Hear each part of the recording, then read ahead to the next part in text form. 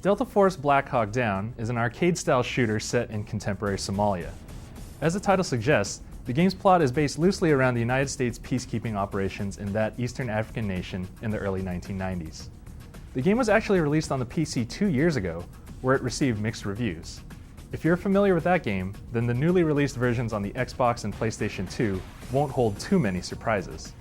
The game offers a 16-mission campaign, which is alternately easy and frustrating as you play through it, but it's also consistently dull. Most of the missions play out like nothing more than a glorified shooting gallery as you gun down hundreds of Somali hostiles who mindlessly run at you. Some of the missions have you riding shotgun on a chopper or a Humvee, where you man a mounted machine gun, and that all gives the game more that dated shooting gallery feel. In some missions, you have a squad that follows you, which you can command using a clunky interface, but for the most part, you probably won't even bother with the squad commands.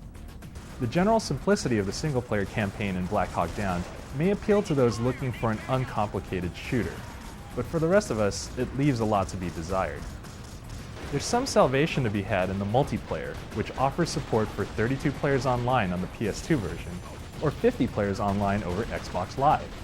Split-screen co-op and deathmatch modes are available for up to 4 players each, but the primary draw should be team-based and competitive play offered online.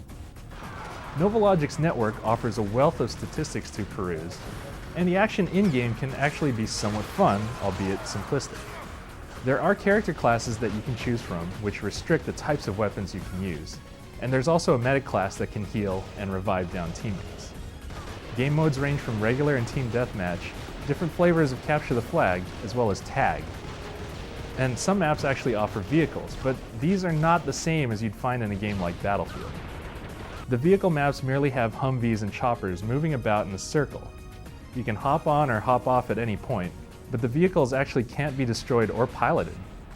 This implementation of vehicles is rather strange. It's almost like you're getting on a ride at Disneyland and not as satisfying as other games that actually let you drive. As far as the game's presentation goes, it's nothing to write home about. The character models and animation are bland and uninspired, as are the muddy-looking textures. And anyway, for much of the game, you're just going to find yourself squinting off into the horizon looking for moving specks of enemies to shoot at. Since you can only take a few hits before going down, close quarters battle is not really a desirable option either. The differences between the Xbox and PS2 versions are mostly superficial, with some variation in button layout on the controller and the HUD display as well. While playing the campaign on the PS2 edition, an RPG-like element is available that lets you upgrade your character's stats and unlock new weapons as you beat the missions. But for the most part, the changes you make to your character aren't really all that tangible. Overall, Black Hawk Down feels rather mediocre compared to other modern combat shooters. It may appeal to hardcore military fanatics, but if you're in the market for one of the better contemporary shooters, you're better off avoiding this one.